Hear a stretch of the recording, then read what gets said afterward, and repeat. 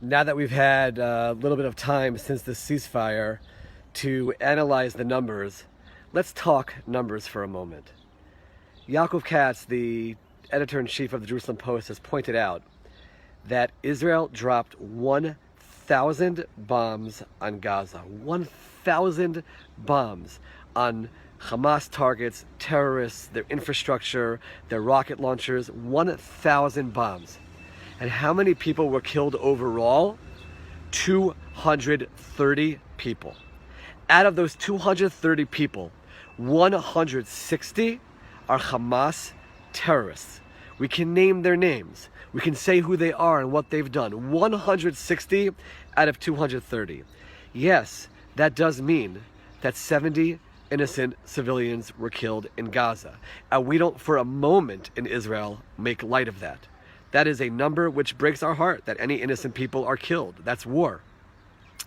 But also take note that out of the 4,000 plus missiles that Hamas sent towards Israel, 1/3 of them fell in Gaza, which means that out of those 70 civilians that we're talking about, 1/3, we can presume, are from Hamas missiles themselves.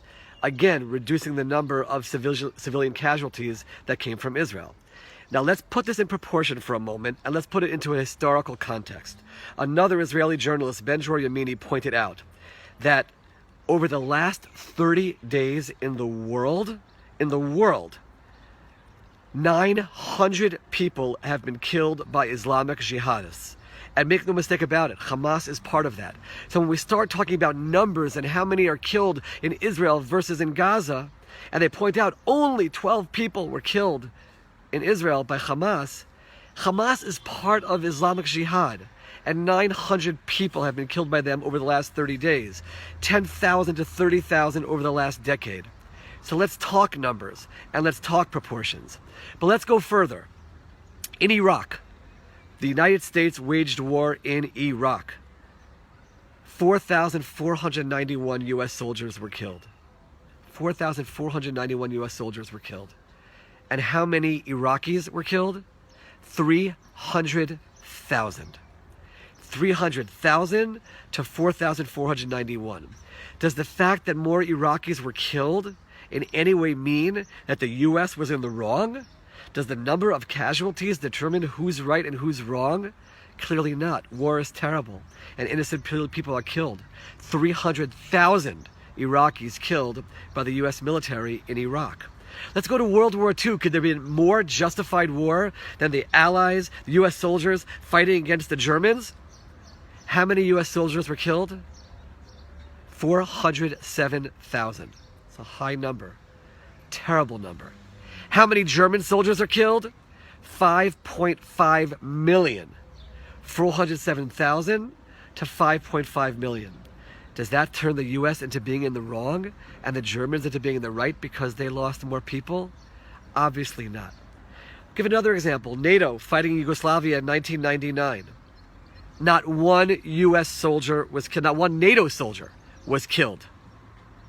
On the Yugoslavian side, anywhere from 500 to 2,000 civilians. 0 to 500, 0 to 2,000. Does that turn NATO into being in the wrong? Of course not. Newsweek had the gall to write that there were more people that Israel killed in this past week than Hamas killed in the last 20 years. First of all, the numbers that are killed on each side does not determine who's right or who's wrong in any conflict, as we've just shown. And as we've also just shown, Hamas is part of a global Islamic jihadist conflict where there are many, many more people that have been killed by the Hamas side and by the Islamic jihadist side. Numbers are important. Numbers are important. And we should talk about it with honesty, with intellectual honesty, and really tell the full story. And numbers do not determine who's right or who is wrong. War is terrible.